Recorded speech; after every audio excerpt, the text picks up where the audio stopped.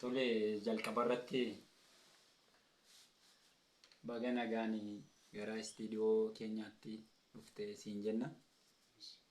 Osoo gara gaaffii keenyaatti hin darbiin dhaggeeffattoonni keenya har'a turtii keenya guyyaa har'aa suusee wajjin dabarsina. Tole amma kallattimaan gara sanatti isin dabarsa. Tole jalqabarratti gara suusii kana akkamiin dhufuu dandeesse?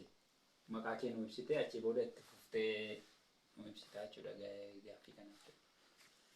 Ishi galatoomaa jecha gaaffii baay'ee gaarii ta'edha. Gara suusii kana irratti waan baay'ee aariirraan kan ka'edha gadi dhufe rakkadheeti hareeti suusii kanatti ittiin obsaa laata jedheeti itti obsuudhaaf bakka mirqaanee xuuxee minaamin yeroo itti dabarsan gayoonafsi jechuudha. Gaaffii baay'ee gaariidha. Bakka yeroo itti dabarsuuf haarii ofii itti furachuufi jechuudha. Kanaaf hin jalqabe. Tole egaa nu ibsuu yaalteetta jalqabarratti seenaa kee xiqqoo ka'umsa isaa osoo gara gaaffii keenya babal'inaan ittiin seenin gaaffiin si gaafadhu ganallee hin jiraata. Sana dura seenaa kee eessatti dhalatte, bakka kamitti dhalatte, maatiin kee akkamii kan jedhu dugda duuba isaa baagiraawundii isaa sana waan tokko tokko maqaa kee irraa kaaste. Maqaan koo galatoomaa jecha maqaan koo Daawit Fiqaaduun jedhama. Lixa Wallaggaa aanaa Boojii Dulmachi ganda Dhagaloo Salliqaan jedhamtutti dhaladhe. Ka'umsi koo xiqqummaati kaasee ergamtuun ture. Ergamtuu suusanyoota baay'eetiin bakka bishaan inni waraabaa fi warri osii harka qalleeyyii ija ta'aniidhaa fi kanarraan kan ka'e bakka osoo nama ergamuu waggaa xiqqoodhaan waggaa 10 bakka kanan caalu ergamee bishaan fa'aa buusuu fi warra qamaaniif suusanyoota wajjin hidhadheen jira jechuudha. Hidhadhee kanumaan hin jalqabee jechuudhaanis keessa gale. Tole baay'ee gaariidha.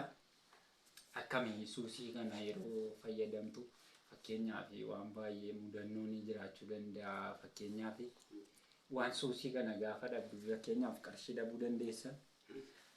Gaafa waan suusii kana dhabdu akkam miira akkamitti dhagahama mudannoo akkamii faatu si mudatee beekasti kana daawwattoota keenyaan waan tokko jennu. Mudannoo baay'ee qaba. Tokko namaan wasitti jibbisiisa namni sin jaallatan.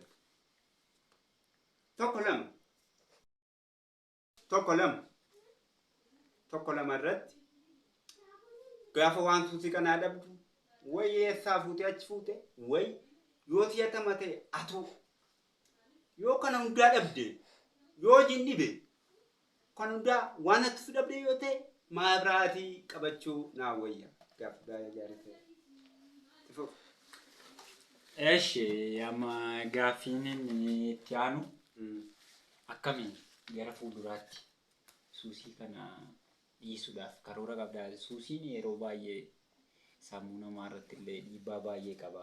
Waa'ee fayyaa irratti saayikooloojikaal effektii illee fiduu danda'a. Saayinsii keessatti jira taarii fi nikootinii kan jedhaman jiru keemikaalonni fakkeenyaaf tamboo ni aarsitaati. Tamboo aarsuu keessatti keemikaalota sirna hargansuu namaa irratti dhiibbaa fidan baay'ee of keessaa qaba. Sanaaf akkam gara fuulduraatti dhiisuudhaaf karoora ni qabdaa? Akkam tattaaffii akkamii godhaa jirta dhiisuudhaaf gara fuulduraatti sin jedhan? Dhugaa dubbachuudhaaf kan hunda waaqatu beeka. Amma danda'ametti gin ni mokkora. Ingidi ni mokkora. Garuu baay'ee jalqabuun nama dhibu. Ummataatu nama dhiba. Akka dhiisan kan. Question mark sitti ta'a dhumarratti. Dhiisuusaa jalqabuusaa salphaa. Keessaa ba'uunsaa kun waaqayyootti illee kun xiqqoodha jedhee yaada. Garuu akka kiyyatti baay'ee tokko natti cimeera akka nama tokkotti jechuu barbaada. Tole gaaffiin koo inni itti aanu suusee ati addunyaa yookiin hiriyaa hin qabdaa? Odeeffannoo illee hin qabna hiriyoota baay'ee qabda. Maamiltoota kan wajjin bakka iddoo araadaa iddoo suusii adda addaatti kan wal bartanii namaa wajjin wal bartu daftanii jedha jechuu dhageenya. Bakka deemtanitti illee yeroo baay'ee namoota suusanyoota faana gaaddanyummaa yookiin hiriyummaa qabdu jedhama. Akkamitti walii galteen keessan akkamii tokkummaan keessan akkam maal fakkaata? Inni suusee ijaabee kofi yoo inni sigaaraa hin qabaanne sigaaraa tokko nama sadiin aarsinee beenna tokkoffaarratti. Lammaffaarratti cabsiin ni jira. Cabsii yoo hin qabaanne isa bakka ol tabaabbarree olii akkaafallee fakkeenyaaf araqeen kun ni jirti suggee takka olii akkaafallee hanga nu wajjiniin buluu turre jechuudha. Tole egaa baay'ee gaariidha daawwattoota keenya agayoona walii wajjin turreerra